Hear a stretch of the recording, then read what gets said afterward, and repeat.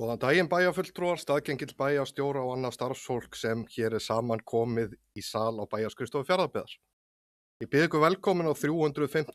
og 4. fund bæjarstjórnar Fjarðabyggðar og segi hann settan.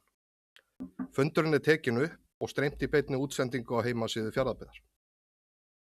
Ég ætla hérna í byrjun að óska eftir afbrigðum frá boðaðri dagskrá til þess að taka inn liðinn Jafnréttisstefna 2023-26 til fyrri umræðu ásamt fundargerð félagsmálanefndar númer 165, ef enginn hreyfa við því andmælum. Svo virðist ekki vera, þá verða þessi liðir teknir til umfjöllunar og afgreiðslu. Og þá er að dagskrá fundarins í dag, hún er eftirfarandi: fundargerð bæjarráðs númer 799 og 800, sem verða teknar saman til umfjöllunar og afgreiðslu ef enginn hreyfa við því andmælum.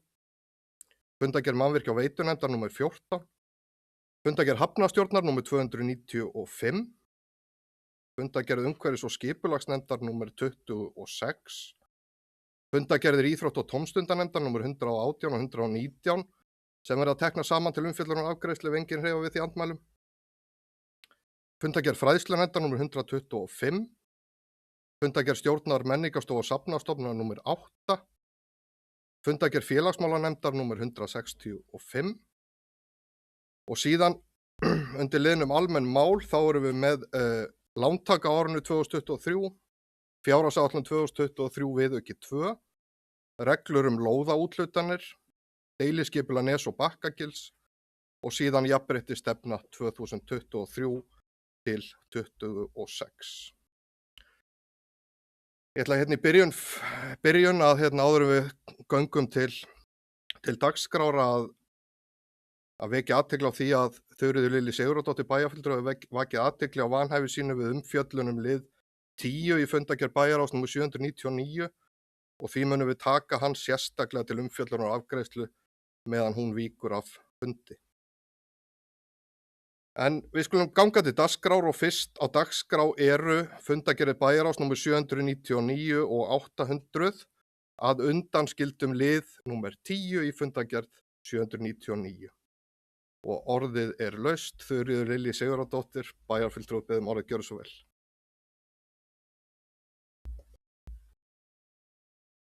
Forseti, staðgengill bæjarstjóra og bæjarfulltrúar. Mig langar að koma hér inn á örfá liði undir fundargerð númer 800 bæjarráði og þar er það fyrst mál númer 1-2 sem er fyrirspurn húsnæðis uppbyggingu á Stöðvarfirði. En ég vil bara ítreka að við leggjum áherslu á uppbyggingu í öllum okkar byggðakjörnum og höfum gert, en því miður hefur uppbygging ekki náð sér á strik á Stöðvarfirði eins og í öðrum kjörnum. En við höfum hafið vinnu við nýtt deiliskipulag sem mun vonandi ýta undir enn frekar uppbyggingu. En það er beðið eftir niðurstöðum frá hættumatsnefnd ofanflóðahættu í Stöðvarfirði áður en lengra er haldið. Þannig að við getum ekki klárað okkar deiliskipulagsvinnu fyrr en það er komið á hreint, en það er niðurstöður ætti að liggja fyrir í sumar. Svo er það 1.5 sem er kirkjuból í Norðfjarðarsveit. Mér langaði bara að fagna því að það er ungt fólk sem hefur áhuga að taka við búskap í Norðfirði og tryggja þar með nýliðun áframhaldandi búskap í sveitinni, en þetta mál er vissulega ekki einfalt og hefur aðeins verið að flækjast fyrir okkur, en við munum reyna að vinna áfram að því og vonandi verður hægt að finna lausn sem allir geta sæst á.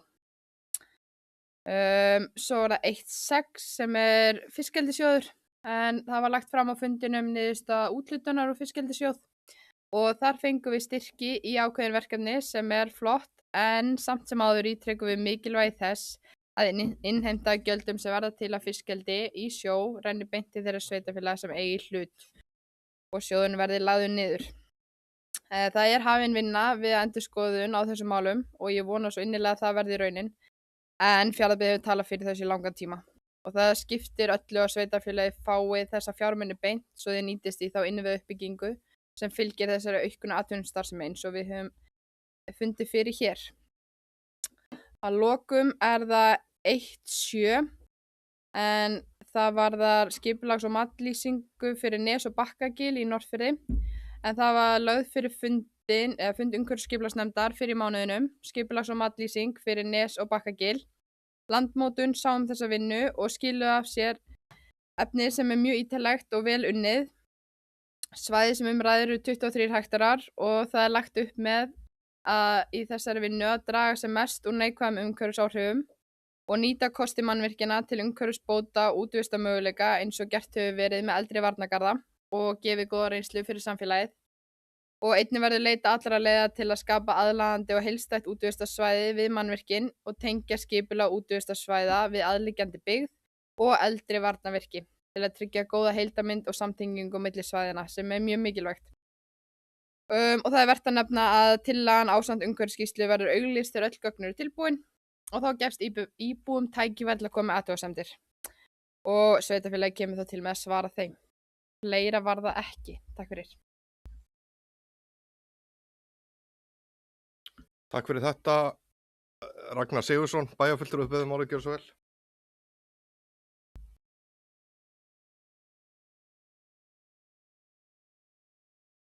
Forseti, bæjarstjóri og ágætu bæjarfulltrúar. Ég ætla að fara hérna aðeins yfir fundargerðir bæjarárs nr. 800 og 799. Ég ætla að byrja hérna á fyrsta liðnum, fjárhagsáætlun 2023 viðauki 2 sem að tengist liðnum 2.2 og 2.3 í fundargerð bæjarárs nr. 799. Varðar lántöku, við erum að setja þennan viðauka 2 inn vegna þess að við erum að taka inn 500 milljón króna lán og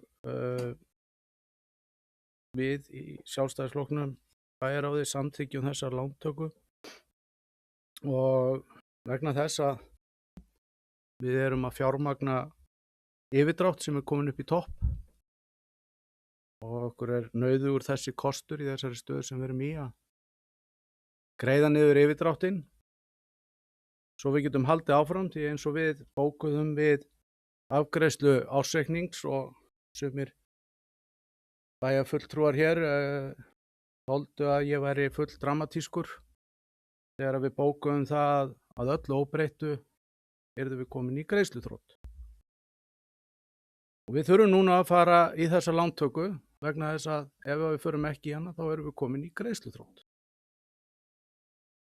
Og við greiðum niður yfirdráttinn og við bætum niður sjóðstöðuna og það er eitthvað sem að við höfum ekkert neitt kost á öðru en að gera. Eftir stendur að við höfum eftir að fjármagna ansi margt sem að við þurfum að fara í og höfum boðað að við ætlum að fara í sumar og í haust, meðal annars viðhald og framkvæmdir í grunnskóla Eskifjarðar. Og eftir stendur að fjármagna það. Við gerum það ekki með þessari lántöku. Heldur verðum við að grípa til aðgerða í okkar rekstri eins og hefur verið talað að undanförnu og hvatt til aðgerða í þeim efnum og ég ítreka hér að við þurfum að einhenda okkur í það og tryggja að við getum farið í aðgerðir sem að er eins víðtæk sátt eins og mögulegt er og ég heiti því hér að Sjálfstæðisflokkurinn er reiðubúinn til þess að vinna með meirihlutanum í gerð hagræðingar tillagna og aðgerða til þess að mæta þeim áskorunum sem við stöndum frammi fyrir og það þolir ekki margra daga bið. Við höfum farið í samstarfið til Deloitte stjórnsýsluúttekt. Það er mikil vonbrigði að það hefur einungis einn fundur verið haldinn þar og ekki verið boðað til annars fundar. Það var hér ákveðið fyrir áramót vegna tillögu sem að við settum fram að bæjarráð þyrfti að samþykkja allar auglýsingar störf sem að var svona til þess að leita leiða til þess að hagræða og það var rætt þar að undanskilja fræðslustofnanir og félagsþjónustuna. Enga síður var ekki sátt þá tillögu og þá var gerð málamiðlunartillaga sem að við samþykktum reyndar ekki en sem sneri að því að það ætti að kalla inn sviðsstjóra á 6 vikna fresti inn til bæjarráðs til þess að fara yfir svona það sem að væri fyrirsjáanlegt í þeirra starfsmannahaldi og hvort að einhverjar leiðir væri til hagræðingar. Það eru liðnir ætla að sé ekki 8 mánuðir, það hefur 1 sviðsstjóri verið boðaður á slíkan fund. Þetta var bókun meirihlutans 6 vikna fresti áttu sviðsstjórar að koma inn til bæjarráðs. Það hefur einu sinni verið gert. Ef við ætlum að fara í niðurskurð og ef við ætlum að laga hérna reksturinn, þá verðum við að byrja á því að fylgja því sem við höfum að minnstu kosti ákveðið hérna inni. Og við tala nú ekki það sem að meiri hlutin einn og sér hefur ákveðið. Það væri ágætis byrjun og svo væri fínt framhald í því að fara að ræða einhverjar aðgerðir. Svo það liður 1-2 fyrirspurnum húsnæðisuppbyggingu á Stöðvarfirði og við höfum séð fréttir af þessu og við áttum fund með fulltrúa Sterks Stöðvarfjarðar fyrir skemmstu og fórum yfir þessi mál þar og höfum bara farið nokkuð vel yfir þetta og það slær mann auðvitað að sjá þann fjölda eigna sem að á Stöðvarfirði sem að ekki í útleigu og í rauninni í mjög takmarkaðri nýtingu og það í rauninni, það má bara segja að það stendur í rauninni byggðin ansi mikið fyrir þrifum og svona gagnvart þessari uppbyggingu sem að við bindum öll vonir við að hægt sé að fara í og það væri held ég svona skjótlegasti og mesti ávinningurinn ef það væri hægt að biðla til þessara húseiganda að tryggja meiri nýtingu á þeim eignum, að standa með samfélaginu sínu, hvort sem að það eru þeirra æskuslóðir eða ættarslóðir, að hjálpa byggðinni til við það að fá nýja íbúa því að ég held að það sé sannarlega meiri eftirspurn heldur en oft áður eftir því að fá leiguhúsnæði sérstaklega á Stöðvarfirði. Og sannarlega eru þar góðir hlutir að gerast og ég held að þessir eigendur ættu að koma í lið með okkur og koma hreyfingu á markaðinnar. Og það svona það sem að maður sér að gæti verið skila góðum árangri og verið svolítið svona fljóta afgreitt.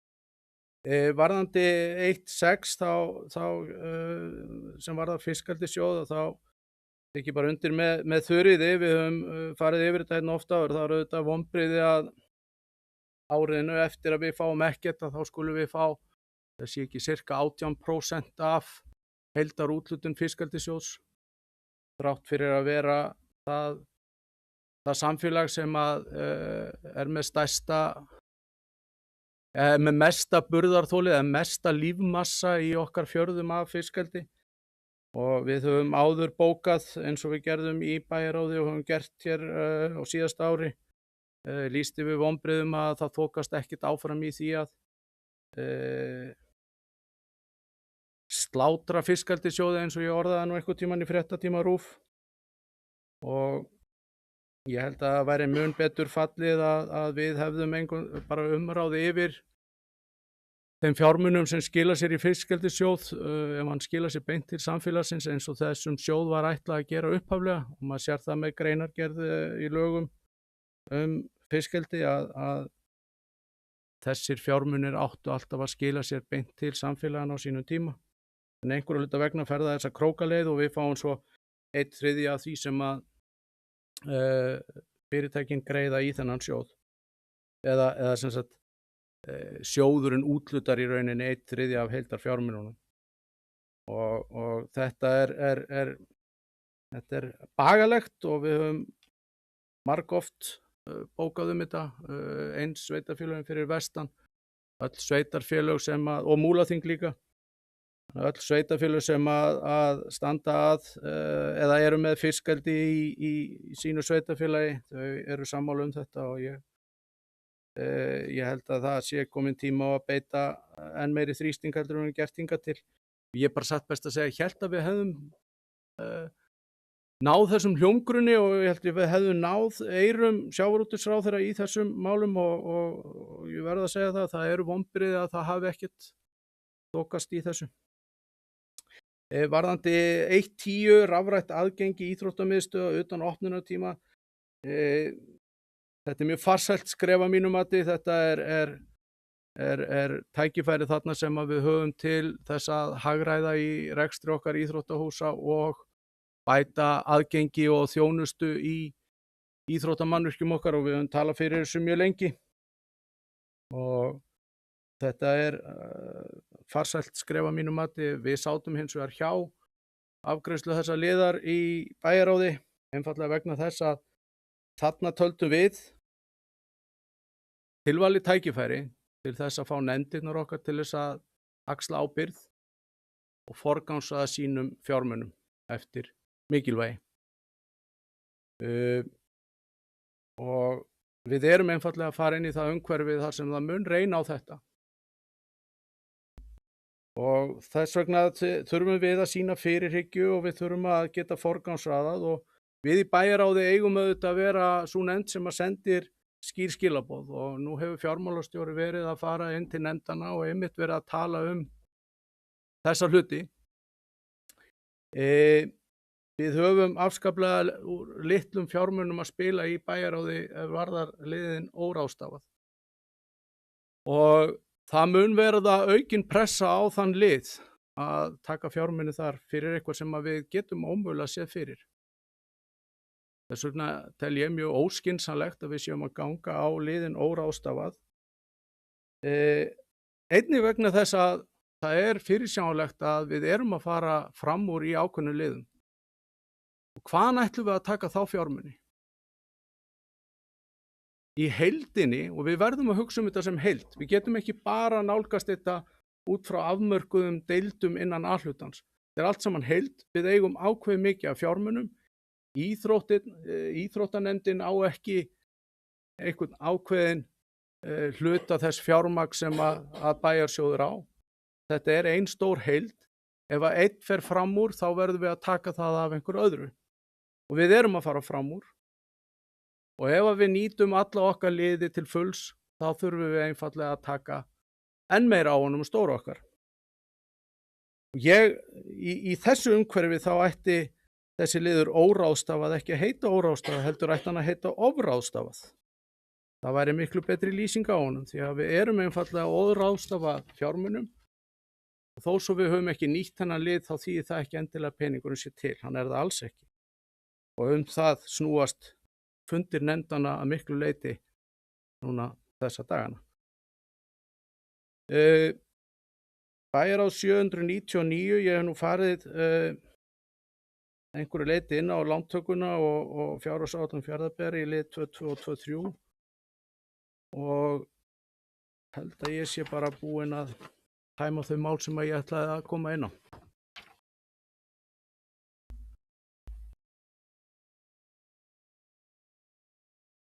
Takk fyrir þetta, Ragnar. Jóhanna Sigfúsdóttir, bæjarfulltrúi, að beðið máli, gjörðu svo vel.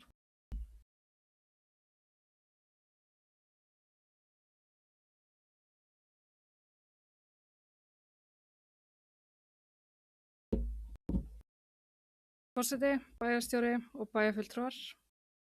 Varðandi fundargerð bæjarráðs númer 800 þá var það mál númer 110, rafrænt aðgengi íþróttamiðstöðva utan opnunartíma. Ég sammála því að þetta algjör snilld, þetta verkefni og mikil búbót fyrir samfélagi sér í lagi þegar opnunartími hefur verið skerstur eins og hann núna. Hins vegar þá furða ég mig á því að það sé verið að samþykkja það að veita fjármagn af liðnum óráðstafa fjármagn til þess að kaupa aðgangsstýringu. Þegar ástandið af fjármálum sveitarfélagsins eins og það Hvað þessi pottur mikill núna? Og rými fyrir hinar nefndir sveitarfélagsins til þess að fá úr honum líka?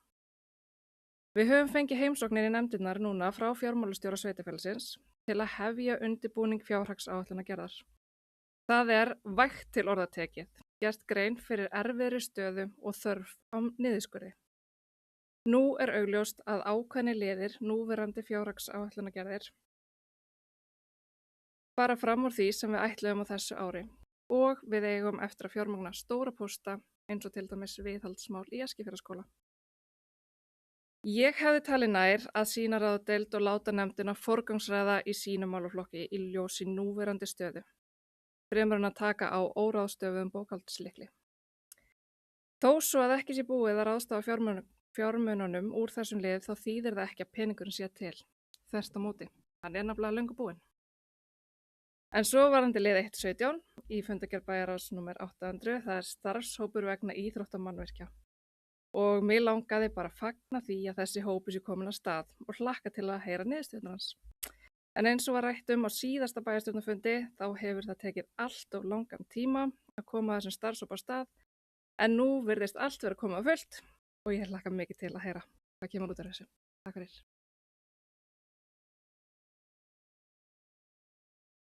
Takk fyrir þetta. Elís Pétur Elísson bæjarfulltrúi biður að gera svo vel.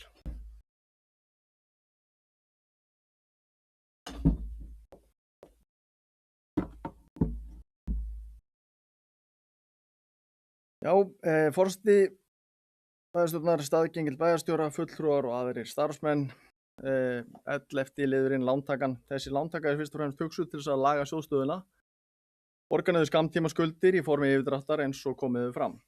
Snemma á árinu fengum við stór og ófyrirsjáanleg verkefni upp í hendurnar sem voru viðgerðir í grunnskólanum á Eskifirði og íþróttahúsinu sökum rakaskemmda. Þessi verkefni voru ekki á fjárhagsáætlun og settu því talsvert strik í útgjöld ársins. Auk þess hafa nýir kjarasamningar og mikil verðbólga reynst sveitarfélögum þungbær og þar Fjarðabyggð ekki undanskilin. Mikilvægt að sveitasjóður sé traustur og með þessari lántöku styrkjum við sjóðstöðu hans og lækkum í kjölfarið yfirdrátt.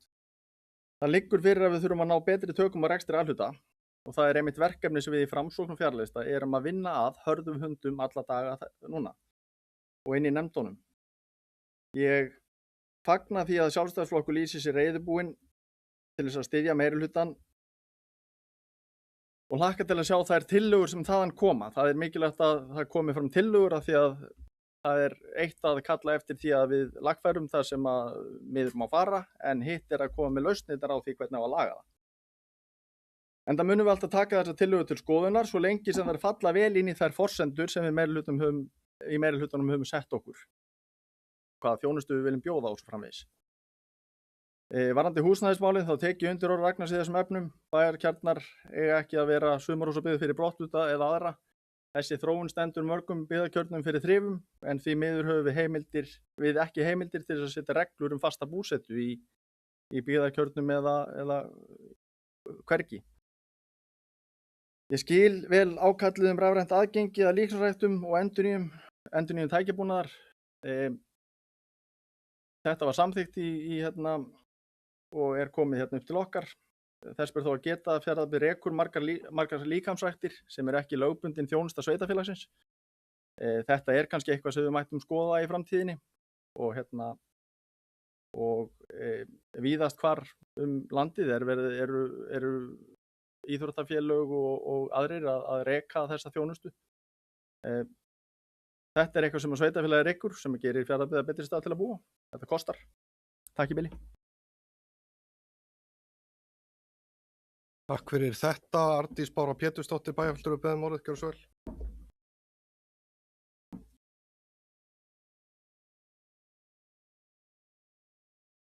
Forseti, bæjarfulltrúar og staðgengill bæjarstjóra. Ég ætla að ræða lið 110 en ég fagna líka aðgangsstýringu líkamsræktar og til þetta mikilvægt skref fyrir komandi fjárhagsáætlunarvinnu vinnu.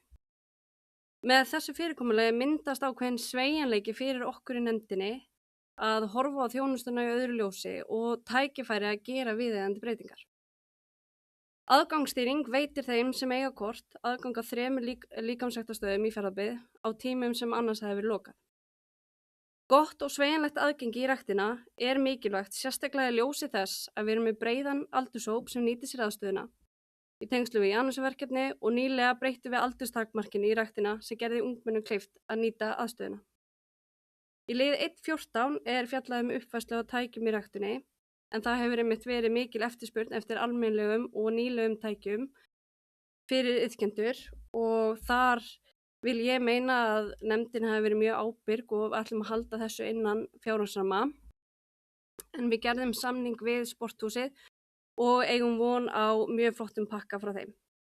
Tækin og tæknin eru ekkert annað en tækifæri fyrir framtíðina. Og talandi framtíðina og framtíðarsýn okkar í íþróttamálum, þá ánægjulegt að starfshópurinn formlega myndaður og markmið hópsins að taka út viðhaldsþörf íþróttamannvirkja og móta framtíðarstefnu í íþróttamálum í Fjarðabyggð, auk þess að virkja hagsmunaaðila í Fjarðabyggð til þátttöku í umræðum framtíðina. Og framtíðin björt í Fjarðabyggð.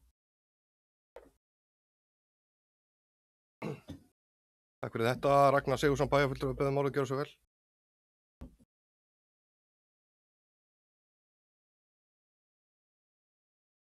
Takk fyrir. Ég ætla aftur að koma hérna upp varandi lið 1-1 og ég heyri að það ákveðin svona, ég heyri ekki betur en þessi ákveðin samhljómur milli mín og Elís, sem kallað eftir aðgerðum. Og ég nefndi 2 aðgerðir hér áðan. Annars vegar það tillaga Sjálfstæðisflokksins að fara í stjórnsýsluúttekt, þar sem átt að vera unnið eftir hagræðingu. Og ég sagði það vonbrigði að það hafi bara verið boðað til einn fundar og það ekki búið að boða annan fund. Þrátt fyrir þetta aðkallandi verkefni. Ég nefndi síðan aðra tillögu. Varðandi það að það þyrfti að fara yfir það með reglubundnum hætti, hvort að það væri hægt að nýta þau tækifæri í starfsmannaveltunni hérna til þess að hagræða. Og sjá hvort það væri tilefni til þess að endurskipuleggja og þá sameina störf eða sameina verkefni og draga þú úr starfsmannafjöldunum hérna. Þessu var hafnað en móti kom þó tillaga frá meirihlutanum það sviðsstjórar yrðu kallaðir til á 6 vikna fresti, að lágmarki, til þess að fara yfir það hvort að það væri svigrúm innan síns rekstra til þess að endurskipuleggja og ná fram hagræðingu. Einu sinni hefur verið farið eftir þessari bókun meirihlutans. Þannig að ég tek alveg undir með Elíasi, en það til einskis að leggja fram tillögur ef að meirihlutin getur ekki einu sinni farið eftir sínum eigin tillögum. Og við höfum lagt fram fullt af tillögum inn í bæjarráði, við höfum rætt fullt af tillögum sem að við getum þá bara farið á fullt í að vinna eftir, náð samkomulagi og boða þeir sameiginlega, en það þarf þá að fylgja þeim eftir og það þarf að sýna vilja í verki.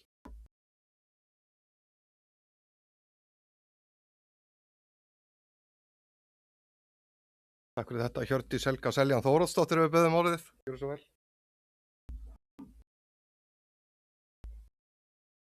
Ætla ég að passa mig að leggja tölvuna niður rólega.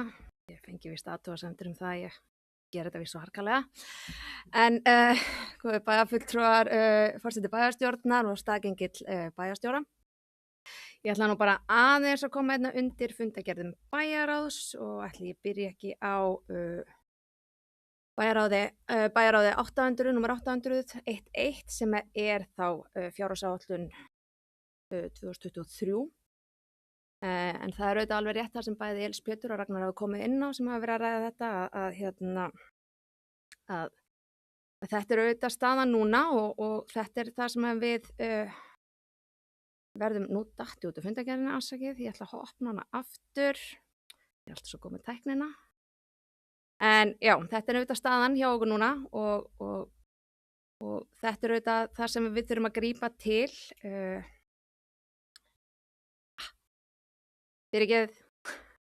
Þetta rosalega gott, Jæja, krakkar mínir. Mjög gott, en ég finn ekki einhverju mál. Það? Jú, já, ok. Nei, ég ætla að opna hérna fylgiskjal sem ég með. En hérna, allt í góðu. En það sem ég vildi fara í, já, þarna kom þetta. Þetta líka bara svo gaman að taka langan tíma að vera hérna uppi og svo. Nei, ég segi svona. En þetta auðvitað komið og gert til þess að laga sjóðstöðun okkar og borga upp okkar skammtíma lán sem hefur náttúrulega aukist töluvert núna sem sagt út af vöxtum. Þannig að og við erum auðvitað að fara í stór verkefni og það svona bara tekið undir þessa umræðu sem hefur átt sér stað hérna. Sem mjög góð, en mér langar nú aðeins samt að koma inn á eina hagræðingunum sem í tengslu við samningin okkar við Deloitte, bara þegar við vorum komin inn í það í tengslu við hagræðingatillögur, að það auðvitað þannig að út af því að það er eitthvað að vera það kvart yfir því að það sé bara búið að vera 1 fundur en vinnan er aðalega unnin á mánuðinum maí til ágúst samkvæmt samningi og það er náttúrulega þannig að þeir eru að greina stöðuna og þeir eru að vinna með að taka viðtöl við einstaklinga, bæði einstaklinga og hópviðtöl, þannig að þú veist, við treystum því að verkefni sé á fullu og vonandi bara verður bæjarráð kalla til sem fyrst bara til að upplýsa hvar staðan er á þessu verkefni en tímaáætlunin eru þetta þannig en að verkefni verður aðalega unnið á tímabilinu maí til ágúst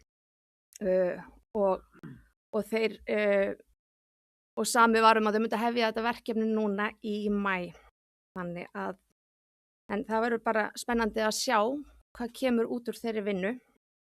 Mér langar líka aðeins að koma inn undir 1.6 og þá ætla ég nú að fá að taka undir bæði með Þuríði og Ragnari og ég ætla að fá að taka undir bókun bæjarráðs mikilvægi þess að innheimta gjöld sem verða til að fiskeldissjóður renni beint til sveitarfélaganna sem hana hýsa. Því að ég held að það sé mjög mikilvægt að tekjur sem falli til á grundvelli laganna renni til sveitarfélaganna þar sem að nýting auðlindana og starfsemi fyrirtækja í fiskeldi færi fram og þörfin til uppbyggingar þjónustu sé sem mest. Og ég held líka bara að það sé og mér finnst mjög mikilvægt að við tryggjum að þær tekjur sem verða til í þessari mikilvæga atvinnugrein hérna fyrir okkar og atvinnugrein fyrir okkar þjóðarbú skili sér aftur til sveitarfélagsins og eitthvað af þessum tekjum verði hér eftir heimabygð. Einnig ætla ég að fara aðeins bara í 1.10 því að það er búið að koma að sinna á þetta rafræna aðgengi íþróttamiðstöðva utan opnunartíma. Ég ætla að fá að taka undir með Ardísi. Ég kem bara hérna upp til þess að taka undir með fólki en það er bara þannig þegar maður er svona aftarlega í röðinni að koma upp. En ég hugsa það að þetta sé mjög gott tækifæri til þess að nýta í komandi fjárhagsáætlunarvinnu að við nýtum okkur þetta og sjáum þá mögulega hvar við getum hagrætt betur í þessum málaflokki. Þótt að það sé líka alltaf mjög mikilvægt fyrir nefndir að rýna vel sinn fjárhag og finna hvar þeir geta klippt og smurt og allt svoleiðis, þá held ég að þetta sé samt mjög farsælt og ég tek undir líka með Jónum, ég finnst þetta snilld. En svo langar mig aðeins, út í að enginn rætt þetta, þá langar mig aðeins að fara að taka inn tengslu við prófun almannavarnabúða sem er 1.12, en það var í gær. Það var sem sagt lögreglustjórinn á Austurlandi og Neyðurlínan í samvinnu við Fjarðabyggð og almannavarnir með prófun á boðun rýmingar með SMS-skilaboðum þar sem að fólk fékk SMS-skilaboð í síma sem voru staðsettir í Neskaupstað. Og þau fengu, það stóð nú bara skýrt í þessum skilaboðum, prófun almannavarnar boða væri ræða og síðan var óskað eftir því að fólk myndi þá hafa samband eða myndi ekki fá þessi skilaboð sem ég held að það var alveg einhverjir sem að fengu ekki skilaboð bara eins og gerðist þegar snjóflóðin voru. Þannig að þarna var bara verið að gefst tækifæri til þess að bæta bæði fjarskiptakerfi landsins og viðbragðskerfi almannavarna sem að ég til vera mikilvægt og mikilvægt að þáttakan að vera góð og þetta var auglýst vel og talaðum á íbúðasíðum og íbúar látni vita þannig að það er náttúrulega bara virkilega mikilvægt að þetta sé í lagi. Ég held svo sem að ég hafi ekki ætlað að ræða meira. Ég þakka fyrir í bili. Takk fyrir það. Þuríður Lilja Sigurðardóttir, bæjarfulltrúi, beðum að gjörðu svo vel.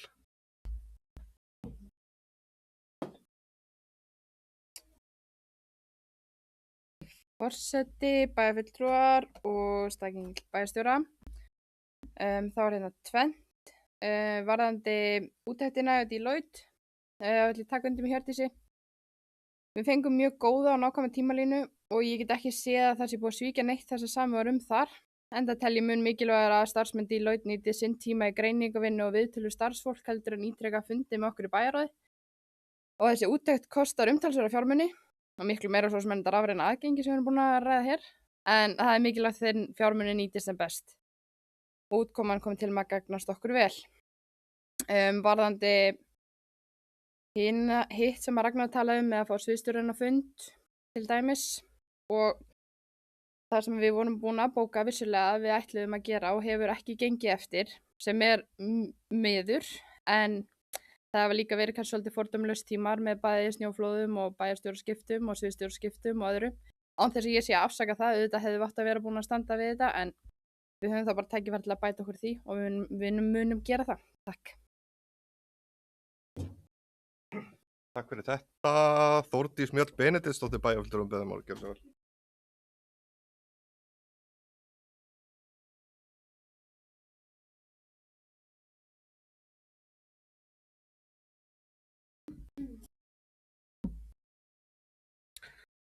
Kæri forseti, aðri bæjarfulltrúar og staðgengill bæjarstjóra. Ég ætla að koma hingað þessu upp og fjalla fundargerð bæjarráðs númer 800 undir lið 1.16 og taka undir það sem aðrir bæjarfulltrúar hafa sagt niðurstöður úthlutunar og fiskeldissjóði. Eins og við heyrum í dag þá veitir okkur ekkert af þessum tekjum úr fiskeldissjóði og við ítrekum það að það væri fínt ef það væri lagt niður sjóðurinn og við fengjum bara að ráðstafa úr honum sjálf. En við viljum einnig benda á að þær umsóknir sem sendar voru frá Fjarðabyggð voru ekki samþykktar í nefndum og bæjarstjórn fyrir en eftir að umsóknum var skilað inn. Við teljum það að vera ólýðræðisleg vinnubrögð þar sem að með því að þiggja styrkina er búið að binda hendur kjörinna fulltrúa varðandi framkvæmdir í næstu fjárhagsáætlun. En eins og við heyrum í dag þá veitir okkur í Fjarðabyggð ekkert af þessum tekjum inn í okkar innviða uppbyggingu og getum ráðstafað þeim tekjum sjálf. Takk fyrir.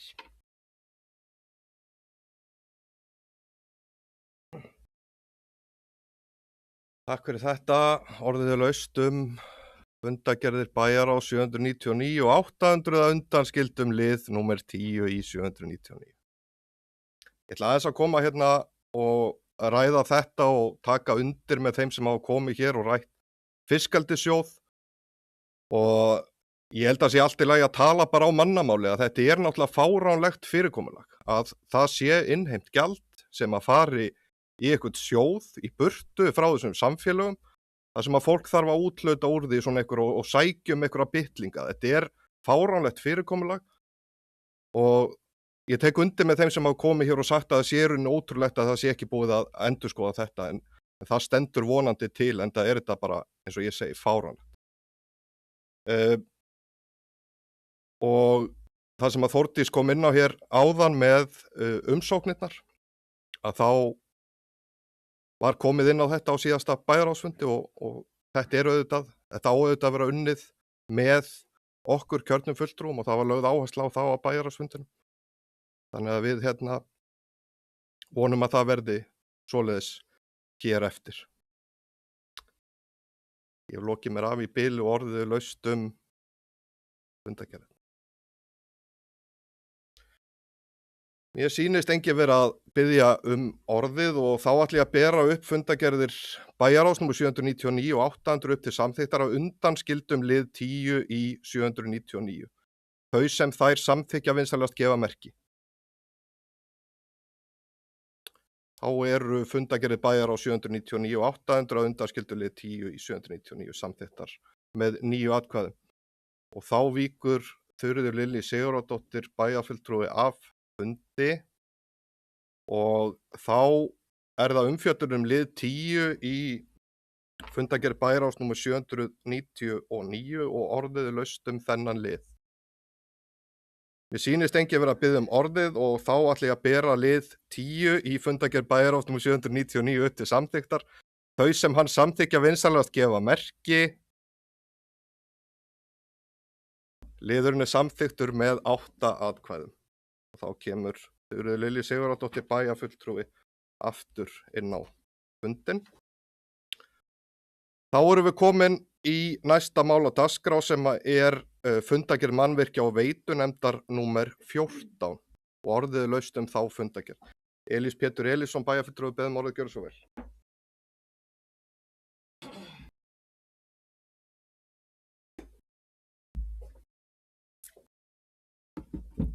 Forseti staðgengill bæjarstjóra, bæjarfulltrúar og aðrir starfsmenn Fjarðabyggðar. 14. fundur mannvirkja og veitunefndar varðandi þennan fund. Í nefndinni fórum við yfir þá vinnu sem framundan er varðandi grunnskóla Eskifjarðar. og munum taka frekar í ákvarðanir framhaldið á fundi í lok maí.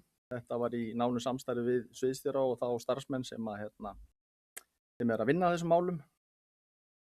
Það skal tekið fram að unnið hörðum höndum að því að skipuleggja verkefnið fyrir sumarið til þess að tryggja að það verði bæði vel unnið og fagmannlegt og ekki síst til þess að koma í veg fyrir raskanir á skólastarfi verði meiri en nauðsynlegt er. Þegar verkáætlun liggur fyrir endanlega verður hún kynnt og rætt við skólastjórnendur og foreldra barna Eskifjarðarskóla áður en skólastarfi lýkur í vor. Einnig fórum við yfir þær nýframkvæmdir og viðhald í gatnagerð sem verið að byrja á núna og má þar nefna endurnýjun og malbikun á Hrauntúni á Breiðdalsvík sem og hefur verið ómalbikuð gata, Naustakvam á Norðfirði þar sem verið að skipta lagnir og endurnýja malbik vegna húsbygginga og fleiri smærri framkvæmdir. Við munum á næsta fundi halda áfram að meta og ákveða fleiri framkvæmdir með hliðsjón af því fjármagni sem við höfum. Ég fagna þeim framkvæmdir sem ákveðið hefur verið að fara í en óska þess að við hefum getað gert miklu fleira.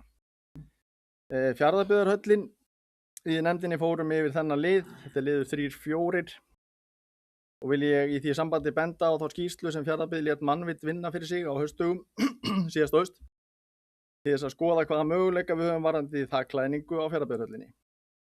Hvort núverandi stálvirki sé til þess fallið að bera upp í einningaklæðningu og einangra. Svo getum hugsanlega á einhverjum tímapunkti einangrað höllina. Þessi umræða er stöðugt í gangi og hefur verið lengi en hefur ekki verið tekin lengra þar sem fyrir liggur að þetta er stórt og kostnaðarsamt verkefni og mun því þurfa að skoða vel og með hvaða hætti hægt væri að fjármagna það eða aðrar endurbætur á þakvirki hallarinnar. Hugsanlega mætti skoða betur samstarf við endurbætur á höllinni við þau fjölmörgu stóru fyrirtæki sem eru í Fjarðabyggð. Það sem verkefnið er stórt og þetta er íþróttamannvirki, þá væri það fallegt. Ég vil sérstaklega mikið vekja máls á því fjaðrafóki sem var nýverið í litlum hópi og í fjölmiðlum burðarþol hallarinnar. Miðað við þær upplýsingar sem liggja fyrir og vísa þá í áðurnefnda skýrslu sem Mannvit vann fyrir sveitarfélagið og er flestum kunn. Það er ekkert sem bendir til þess að burðarþol Fjarðabyggðarhallarinnar sé að neinu leyti ábótavant eða óásættanlegt þrátt fyrir að ysta skinn þaksins sé farið að ryðga. Þetta hefur formaður mannvirkja og veitunefndar rætt sérstaklega við Mannvit. Ég vil líka að minnast á það að það er í besta falli óviðeigandi þegar kjörnir fulltrúar fara með staðlausa stafi í fjölmiðla eins og gert hefur verið með burðarþol Fjarðabyggðarhallarinnar og auka með þeim hætti neikvætt umtal og anda í sveitarfélaginu á ástæðulausu. Það er lágmarka krafa sem gerð á kjörna fulltrúa að það sem þeir setja fram við fjölmiðla sé hægt að rökstyðja með ábyrgum hætti. Það er sjálfsagt mál að benda á það sem betur má fara í rekstri eða verkefnum sveitarfélagsins á hverjum tíma. Það er enginn yfir gagnrýni hafin. En ástæðulaust og óviðeigandi að auka á og ala neikvæða staðlausa undiröldu. Að mínu mati eigum við kjörnir fulltrúar að vinna að því sameiginlega hvar sem við stöndum í pólitíkinni að gera Fjarðabyggð betri stað til að búa á. Það er ekki fleiri bili. Takk fyrir þetta, Ragnar Sigurðsson, bæjarfulltrúi, beðum orðið. Gjörðu svo vel. Takk fyrir. Nú ætla ég bara að skýra út minn þátt í þessu máli. Þannig er að ég stýri ekki fréttatíma RÚV og í þessum tiltölulega stuttu frétt þar sem ekki náðist í fulltrúa meiri hlutans né bæjarstjóra er ég spurður á því hvort að þakið muni bera snjósöfnun. Ég hef ekki vit á því. Þess vegna sagði ég, það þyrfti að kanna það. Ég fór ekki fram með það að þakið myndi ekki þola snjó, en það hef ég bara ekki vit á því. Og ég ætla að biðja bæjarfulltrúa Elís Pétur að vera ekki að fara hérna með fleipur og staðlausa stafi og ég vísa þessu til föðurhúsana. Ég svara þeim spurningum sem fréttamaður beinir til mín og ég sagði ekki til það að húsið væri verra á sig komið heldur en allir íbúar sjá sem keyra fram hjá húsinu. Það sér hver maður að það er riðið á bárujárninu, það þýðir það að bárujárnið er að hverfa. Hægt og bítandi. Hvort að það þoli næsta vetur og þarnæsta, ég efa það ekki. En þegar ég spurður að fréttamanni hvort að ég viti það og hvort að ég telji að það þurfa að kanna það, þá taldi ég það já. En það hef ég ekki meira vita á sem það. En ég fullyrti ekkit það hvort að þakið myndi bera snjóin í vetur og ég efast ekkit að það mun bera það. Og ég veit alveg að hvað burðarvirki mannvirkisins ber. En það sér það hver og einn sem að býr hérna að þakið getur ekkert beðið endalaust eftir viðhaldi. Og við erum öll sammála um það og ég held að við séum ekkert að fara í það næstu 2 árum að minnstakosti.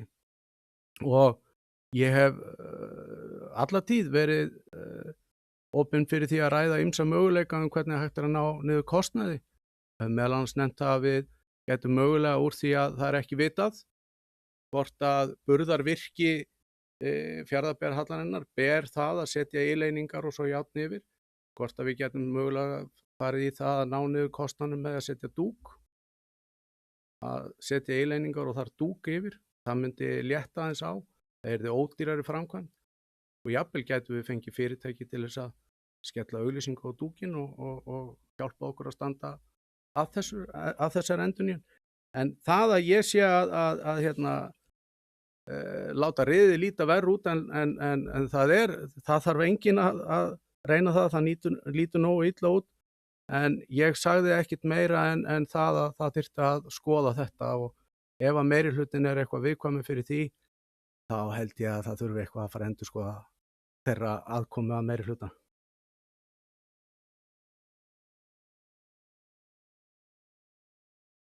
Takk fyrir þetta, Þuríður Lilja Sigurðardóttir bæjarfulltrúi, beðum Óli gjörðu svo vel.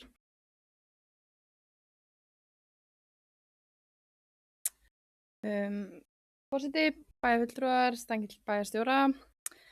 Mér langaði bara að koma inn aðeins og svona að við svolítið taka undir það sem Elísabet sagði. Skil alveg hvað hann var að fara með þessu. Við kannski sáum fréttina í öðru ljósi greinilega en Ragnar. En eðlilegast hefði verið að minnstakosti fá eitthvað álit frá mannviti eða hafa með í þessari frétt einhverja sem að þá eins og Ragnar segir hann kannski og ekki við höfum vita á þessu, það hefði verið eðlilegt að fá einhvern að fréttin sem hefði vissulega vita á því hvort burðarþoli væri. Ég hefði allan gert það ef ég hefði verið beðin að koma svona viðtal. Og það var svo sem margt annað sem fór fram í þessu viðtali eins og margumrædda skólamáltíðir og svo framvegis. Þannig að já, en það var svo sem bara það sem við vildum koma inn á að það mætti kannski hafa meira samráð í þessu. Takk. Takk fyrir þetta. Ragnar Sigurðsson bæjarfulltrúi, beðum Óli gjörðu svo vel.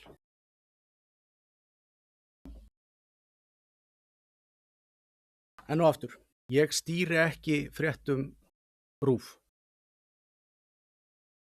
Það við hvern hann talar við vinnslu sinna frétta, ég get ekki sagt fréttamönnum RÚV til, ég get ekki fyrirskipað honum við hvern hann á að tala.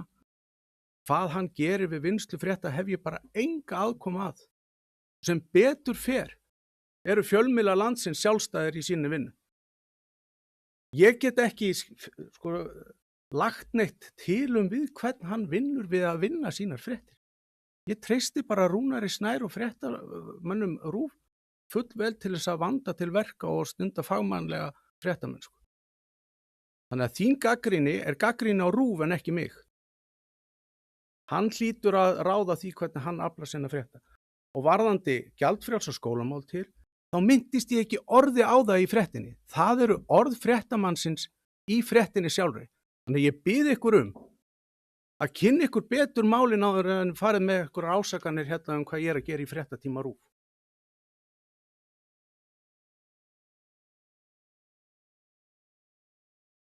Orðið laust þessa fundargerð.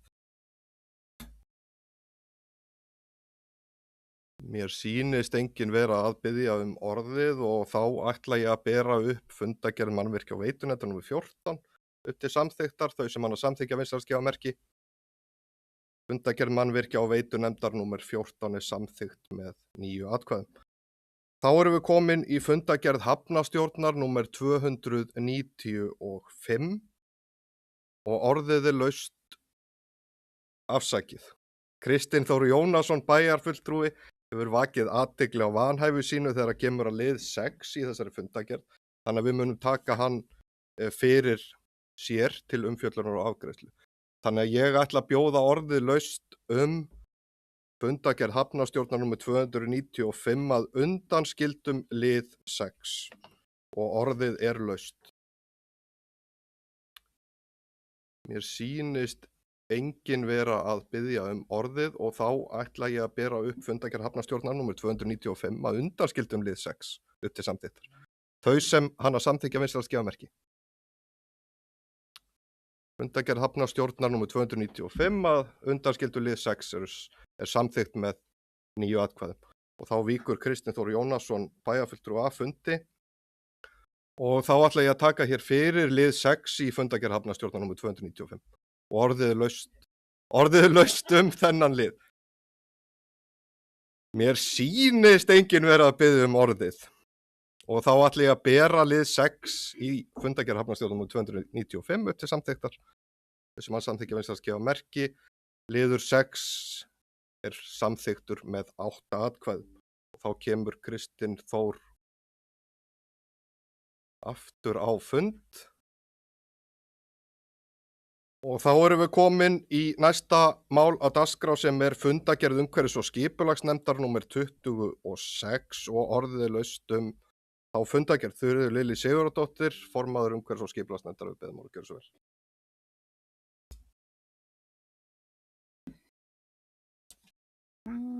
Forseti, staðgengill bæjarstjóra og bæjarfulltrúar. Það var bara hérna örfá mál undir 27. fundargerð 27. fundur umhverfis- og skipulagsnefndar. Þannig að fyrst að koma inn á mál 5.5 sem er líforkuver á Dysnesi. Það var lagt fyrir nefndina hugmynda líforkuver á Dysnesi þar sem framfæri úrvinnsla á dýrahræjum. Þetta er mjög jákvætt og spennandi enda nokkuð ljóst að víða land og meðal annars hjá okkur hér í Fjarðabyggð mætti standa betur á förgun og dýrahræjum. Með þessu myndi urðun minnka og jafnframt væri hægt að fara eftir þeim lögum og reglum sem gilda urðun og þeim aukaafurðum dýra sem ekki eru ætlaðar til manneldis. Það er ljóst að starfsemi sem þessi verður ekki komið upp víða landið og því nauðsynlegt fyrir landsvæði að taka sér saman slíka starfsemi. Og við í nefndinni fögnuðum fyrirhugum áformum og hlökkum til með að fylgjast áfram með framgangi mála. Og svo var það bréf sem okkur barst varðandi skógrækt og eins og flestum er ljóst hafa undanfarið verið stórtæk áform aukna skógrækt hér á landi sem er jákvætt og það er bæði skógrækt til sölu og kolefniseiningum og bara til útivistarskóga og annað.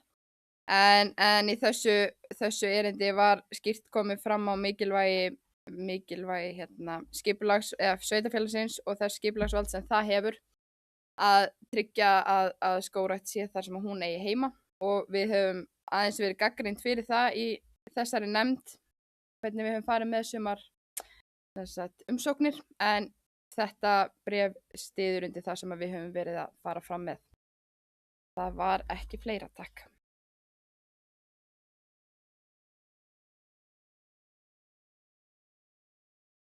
Takk fyrir þetta, orðið er laust fundargerð umhverfis- og skipulagsnefndar.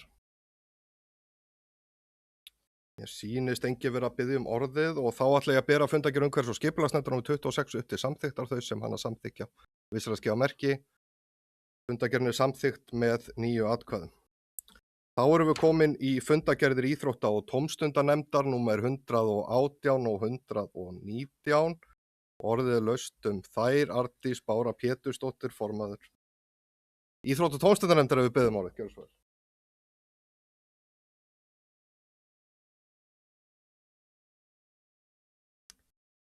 Takk fyrir, herra forseti. Ég er bara svo ánægð að fá að koma og tala aðeins fyrir nefndinni. Það er ekki oft sem ég fæ að koma á bæjarstjórnarfund, þannig að þetta er skemmtilegt. En við höfum sem sagt verið að afgreiða styrki. Þetta eru rekstrar- og uppbyggingarstyrkir, styrki til meginfélaga, samvinnustyrki og styrki til annarra meginfélaga. Og það er bara búið að vera mjög áhugavert og ánægilegt að fylgjast með umsóknum sem að komu því að það sýnir hversu fjölbreytt íþróttalífið er í sveitarfélaginu. Og það má líka sjá að félögin sem hér starfa eru sína vilja að vera í samstarfi við hvort annað og milli kjarna sem mér finnst alveg gríðarlega mikilvægt í kjarnasamfélagi sem við búum í. Og ég vildi bara vekja athygli á þessu góða og flotta starfi sem er verið að stunda hérna í samfélaginu okkar. Bara mjög flott. Takk fyrir.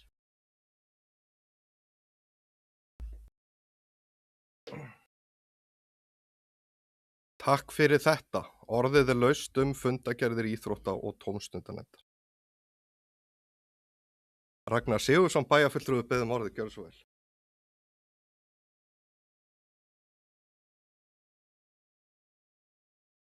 Ég ætla nú bara svona í ljósi undangengina ásakana að ég sé farin að stýra fréttatímum RÚV.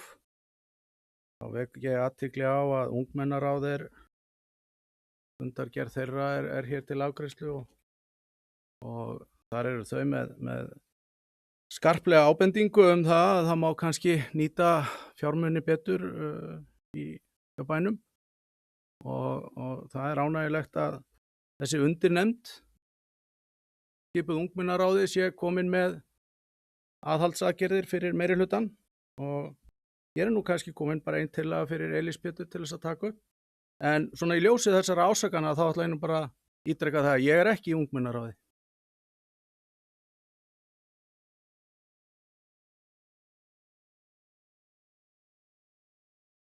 Þakka þér fyrir, Ragnar, að koma þessu skýrt á framfæri fyrir þau sem að hefðu geta verið í vafa.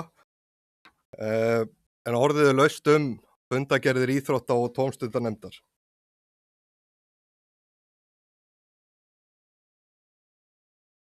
Mér sýnist enginn vera að biðja orðið og þá ætla ég að bera fundagerðir íþrótta- og tómstundanefndar nr. 118 og 119 upp til samþykktar. Þau sem þær samþykkja vinsamlegast gefa merki. Þær eru samþykktar með 9 atkvæðum og þá erum við komin yfir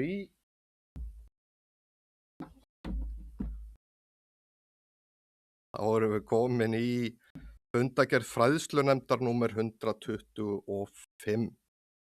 Orðið laust hana. Jóhanna Sigfúsdóttir bæjarfulltrúi biður orðið, gjörðu svo vel.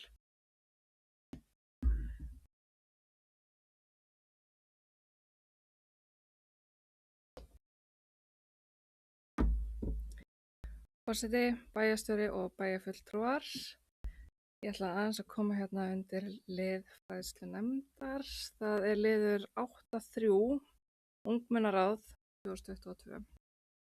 Við fengum erindi á borð til okkar frá ungmennaráði sem var líka rætt hérna á síðasta bæjarstjórnarfundi varðandi það að taka upp stöðupróf í sundi fyrir 7. til 10. bekk. Þannig að þeir nemendur sem ná hæfniviðmiði fái þá að stunda annars konar heilsurækt í stað þess að mæta í sundtíma. Og svo ég tala nú fyrir okkur í fræðslunefndinni þá fannst okkur þetta afar góð hugmynd og í rauninni ekkert því til fyrirstöðu að skoða þetta og við tókum það ákvörðun að fresta málinu til næsta fundar og kalla eftir áliti frá íþróttakennurum og skólastjórnendum. Persónulega finnst mér þetta mjög góð hugmynd. Auðvitað eiga nemendur að fá þetta val að uppfylltum ákveðnum skilyrðum og það þarf að útfæra reglurnar vel.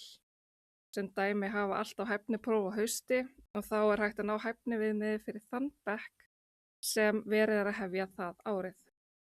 En eins og ég segi þá á þetta allt eftir að fá betri útfærslu og verður væntanlega tekið aftur á næsta fræðslunefndarfundi sem er næsta miðvikudag 21. maí og þá með áliti frá íþróttakennurum og skólastjórnendum. Liður 8.5 starfs- og fjárhagsáætlun í fræðslumálum 2024. Fjármálastjóri sveitarfélagsins mætti á fundinn til okkar og gerði grein fyrir verkferlum við gerð fjárhagsáætlunar en nú er sú vinna að fara í gang.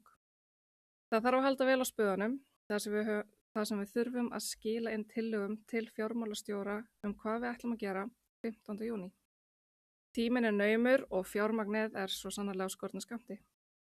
Við þurfum því öll að hugsa hvað við getum gert til þess að nýta fjármuni sem við fáum á sem bestan hátt og á sama tíma sjá hvort við getum ekki eitthvað stað að skora niður.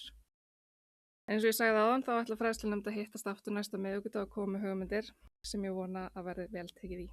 Takk fyrir.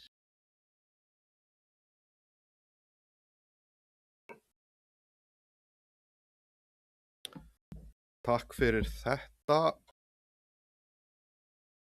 Ég ætla aðeins að taka til máls þessa fundagerð og langar kannski að ræða fyrst þann lið sem að Jóhanna byrjaði á sem er liður 3 varðandi þessi stöðupróf sem eru vissulega mjög góð hugmynd og í rauninni í takti við aðalnámskrá sem að snýstu það að við finnum nemendum verkefni og nám við hæfi og það segir sig sjálft að ef að þú ert búin að loka takmarkinu einhvers staðar að þá er það sem að þá þarf að finna þeir verkefni við hæfi. Þannig að og við völdum þá leið að fá áður en lengra er haldið umsagnir eins og Jóhanna kom inn á kennara og skólastjórnenda áður en að við tökum ákvörðun endanlega útfærslu. Þannig að ég held að þetta sé eins og Jóhanna kom inn á mikilvægt mál og verður gaman að sjá hvernig við klárum að útfæra þetta. Mér langar líka aðeins að koma inn á lið 1 en fundurinn hófst á því að við fengum kynningu á verkefninu hinsegin lífsgæði í grunnskólum Fjarðabyggðar sem hefur komið hér inn til umfjöllunar aðeins áður og þarna var verið að fjalla könnun sem var gerð á meðal starfsfólks í skólum Fjarðabyggðar og á þess að fara neitt djúpt í þær niðurstöður, ég hef ekki leyfi til að greina frá þeim í smáatriðum en það er ýmislegt sem er gott en niðurstöðurnar gáfu samt til kynna að það er ýmislegt sem að við getum gert betur og í rauninni kannski líka landið og ég get kannski bara nefnt eitt atriði þar að það var lágt hlutfall sem að taldi til dæmis að það væri nægjanlegt kennsluefni til að taka á hinsegin málum sem að er stærra mál heldur en við erum hér í Fjarðabyggð og það varðar allt landið og aðgengi að námsefni og svo framvegis sem að ég held að sé hægt að gera ansi góðan skurk í svona almennt. Síðan langar mig aðeins að koma inn á fjórða lið sem að voru úthlutunarreglur grunnskóla í Fjarðabyggð eins og við höfum komið inn á hér á fundum bæjarstjórnar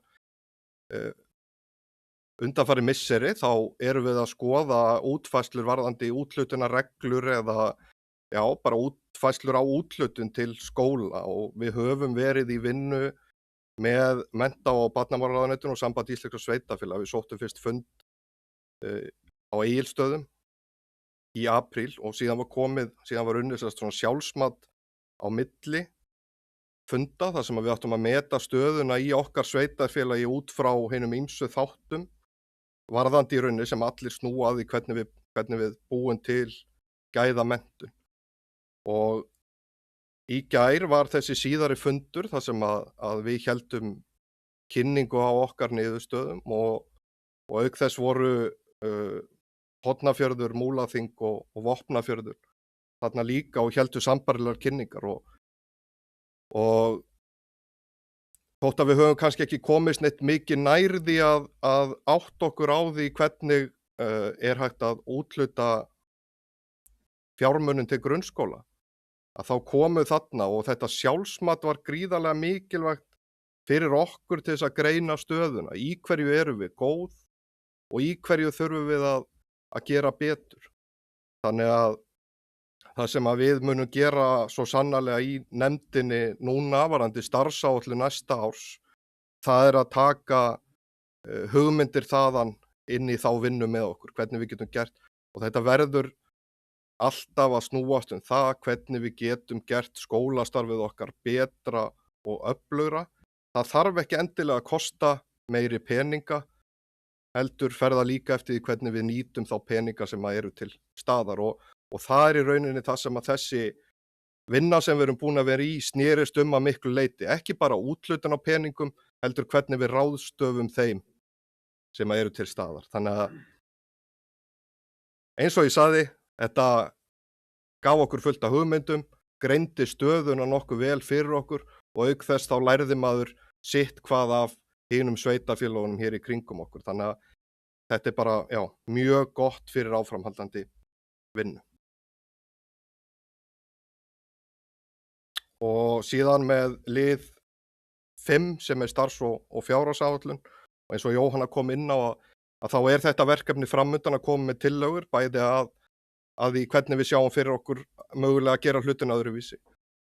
Þannig að þetta bara spennandi vinna sem að fara af stað og ég hlakka til vinnunar í nefndinni varðandi það.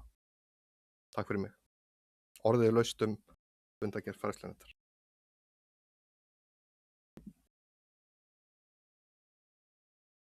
Mér sýnist enginn vera að biðja orðið og þá ætla ég að bera upp til samþykktar fundargerð fræðslunefndar nr. 125, þau sem hann að samþykkja. Vinsamlegast gefa merki. Fundargerðin samþykkt með 9 atkvæðum.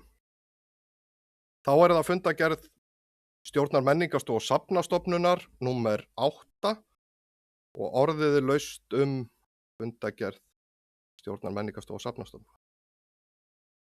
Enginn hafa, þarna var ég aðeins og fljótur á mér, Elís Pétur Elísson, bæjarfulltrúi, beðum orðið, gjörðu svo vel.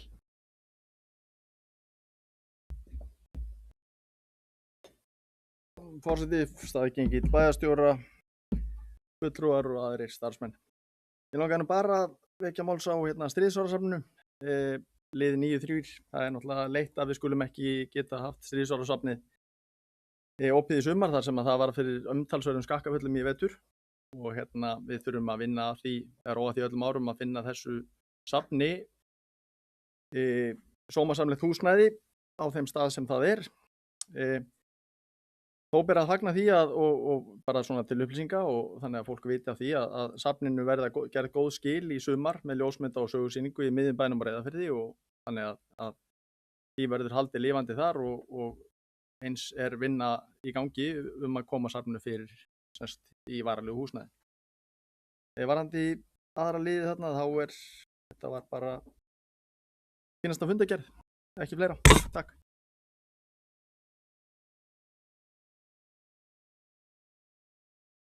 Takk fyrir það og orðið laust þessa fundargerð.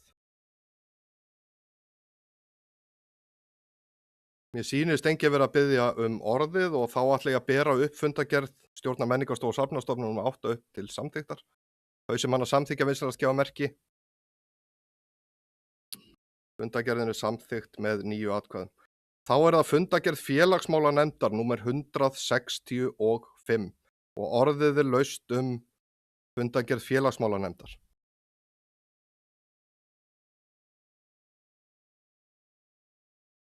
Enginn hafa beðið orðið og þá ber ég fundargerð félagsmálanefndar númer 165 upp til samþykktar.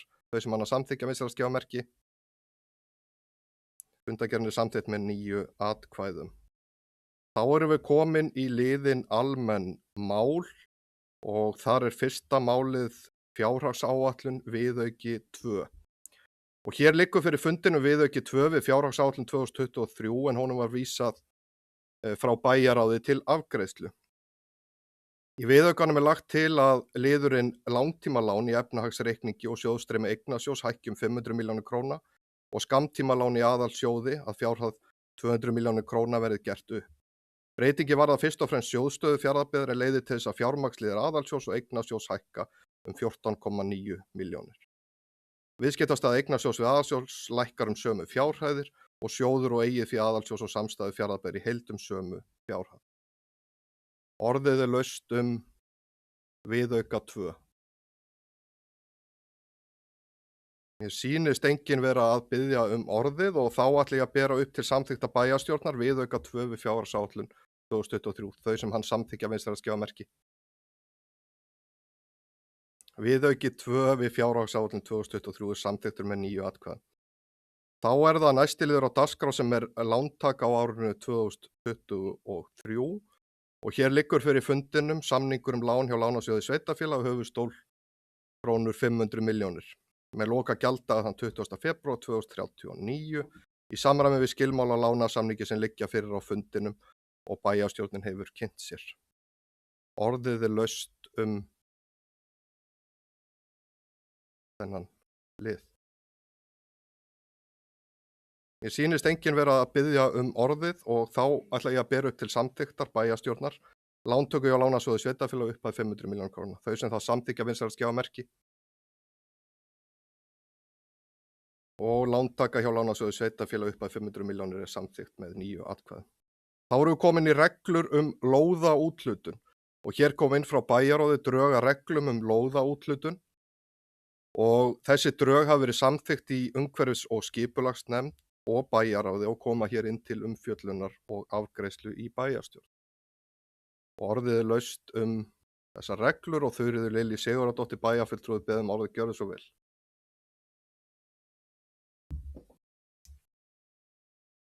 Forseti, staðgengill bæjarstjóra og bæjarfulltrúar. Við sem sagt í umhverfisskipulagsnefnd töldum nauðsynlegt að hafa skýrar reglur lóðarúthlutanir, sérstaklega núna þar sem mikil aukning hefur verið í umsóknum lóðir síðustu misseri, sem er vissulega mjög jákvætt en jafnframt í kjölfarið mikilvægt fyrir okkur að hafa skýrar reglur. Það sem má kannski helst nefna séu svona breytingar, það er að lóðarhafi skal skila inn umsóknum byggingar áform innan 6 mánaða frá lóðarúthlutun með möguleika á 4 mánaða framlengdum fresti. Þetta er mikilvægt í þeim hverfum þar sem er mikil ásókn í lóðir og jafnvel á þeim lóðum sem setið aðilar geta ekki haldið að með lengri tíma án þess að hefja framkvæmdir. Og svo var það hitt, en það er svo sem hefur verið notað en er þarna komið skýrt í reglurnar og það er að ef fleiri en einn einstaklingur sækir sömu lóð gildi að sá sem fyrir sækir lóðina fá henni úthlutað eða svona fyrstu kemur fyrstu fær. Fleira var það ekki, takk.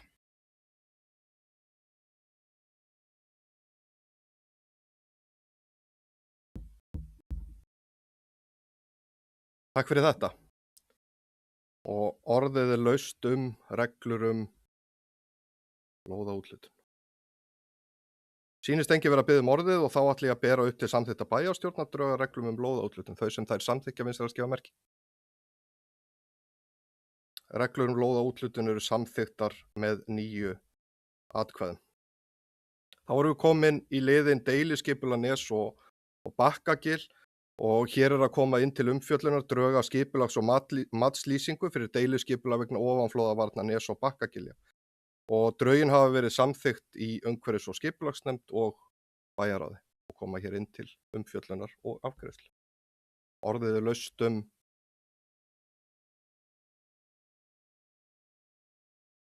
þessi drög. Mér sýnist engi vera að biðja orðið og þá ætla ég að bera upp til samþykkta bæjarstjórnar drög að skipulags- og matslýsingu fyrir deiliskipulag vegna ofanflóðavarna Nes og Bakkagilja, þau samþykkja vinstri að gefa merki. Skipulags- og matslýsing fyrir deiliskipulag vegna ofanflóðavarna Nes og Bakkagilja samþykkt með 9 atkvæðum. Og þá erum við komin í liðin jafnréttisstefna 2023 til 26 og hér er að koma inn drög að jafnréttisstefnu 2023 til 26 en drögin hafa verið samþykkt í félagsmálanefnd og koma nú hér til fyrri umræðu í bæjarstjórn. Orðið er laust drög. Hjördís Helga Seljan Þóroddsdóttir hefur beðið orðið gjörðu svo vel.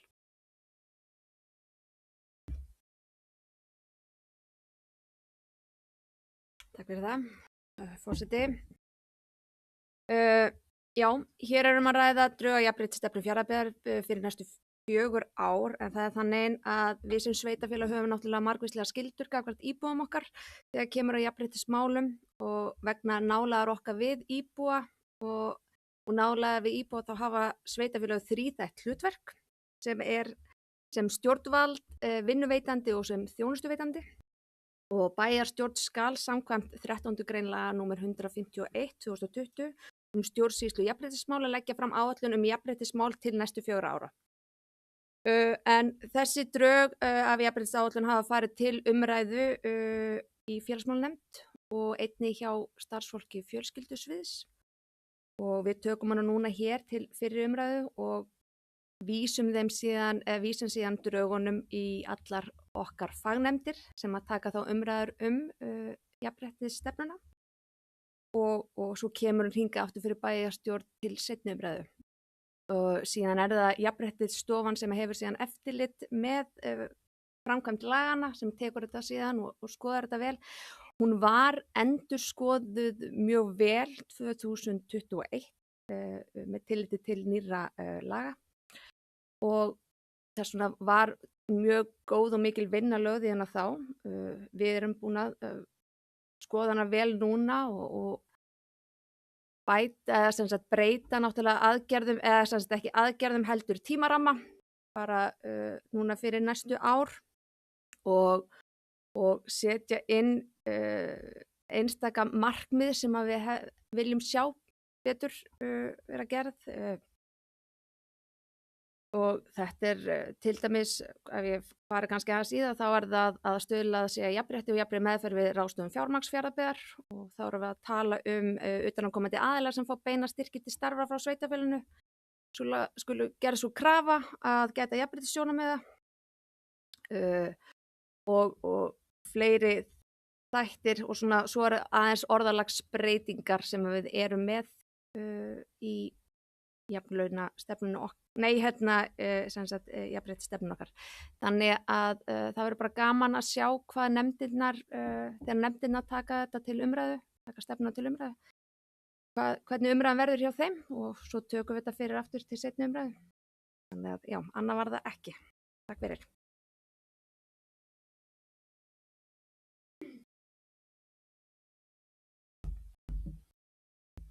Takk fyrir þetta. Orðið laust jafnréttisstefnu Fjarðabyggðar. Við hljótum að fagna því að fá þessa stefnu inn til umfjöllunar. Nokkað sérstaklega vekja athygli á lið starfsumhverfi kjörinna fulltrúa og ég held að verði mjög gagnlegt fyrir okkur í nefndunum að ræða það með tilliti til fundatíma og ýmislegs annars. Þannig að ég fagna því að þessi umræða verið tekin í nefndunum og legg það hér til eins og Hjördís kom inn á að jafnréttisstefnan fari nú til nefnda, til umfjöllunar, áður en hún kemur hér inn til síðari umræðu. Orðið laust.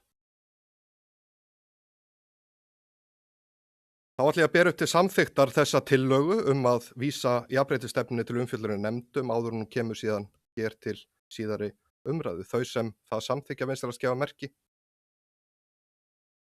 Tillagan samþykkt með 9 atkvæðum og þá erum við komin að lokum í dag.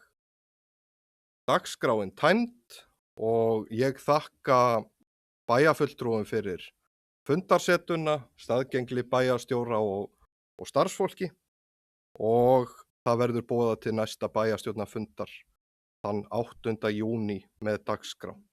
Ég segi fundi slitið.